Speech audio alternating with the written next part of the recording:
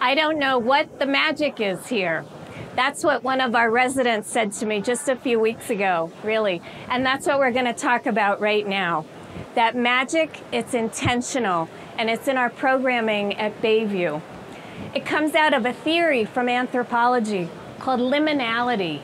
The limin is the threshold. It's that unique place of between.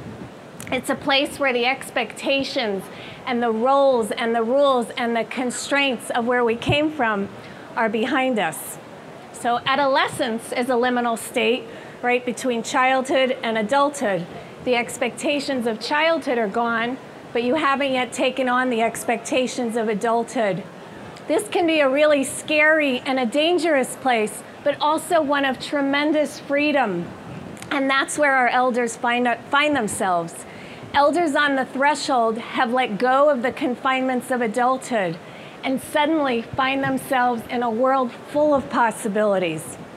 But here's what's really exciting.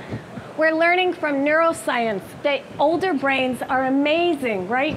They have this incredible neurocognitive scaffolding, a multitude of forests, of pathways and connections that younger brains don't have. It comes from a lifetime of experiences. That's where we get our wisdom from. That's where we get the out-of-the-box thinking from. And that's the abundant, fertile soil for creativity. It's an ideal ecosystem for the liminal state. A visceral memory I have when I visited the ruins of Pompeii were those ruts in the road from the chariot wheels.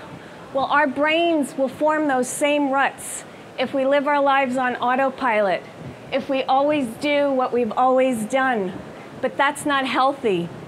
There's no growth, there's no development.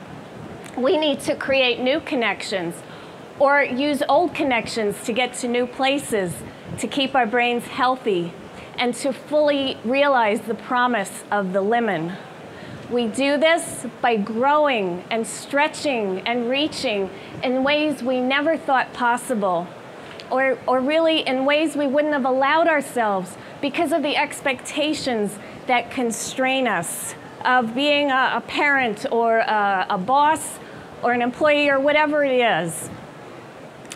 Why can very young children learn language when their parents stumble? We're afraid of making mistakes. We're afraid to get it wrong. We're afraid to be embarrassed. We won't just speak that new language, but those young children, they'll say those words and get corrected and say them again till they get it right. They don't care. Well, what would happen if that fear we feel so strongly fell away?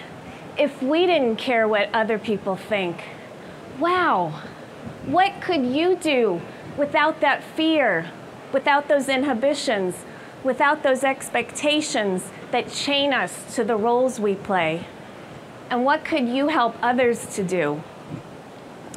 Why will a great-grandmother write and sing and star in a movie musical where a soccer mom executive might not dare?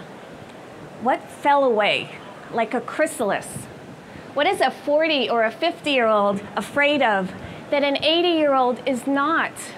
This fear of, this falling away of fear and inhibition, it's a beautiful, amazing, and intrinsic part of living in the threshold. The chains that bind have sprung open. Wow, that's incredible. It's a unique and terrifying, but amazing stage of life. And that's what we have to capitalize on when we create programs that intentionally push the envelope. That's what liminality is all about. And that's a perspective we can all benefit from. And that's really what we're all challenged to do in our communities. We're back. We've still got it. And there's no limit to what we can do.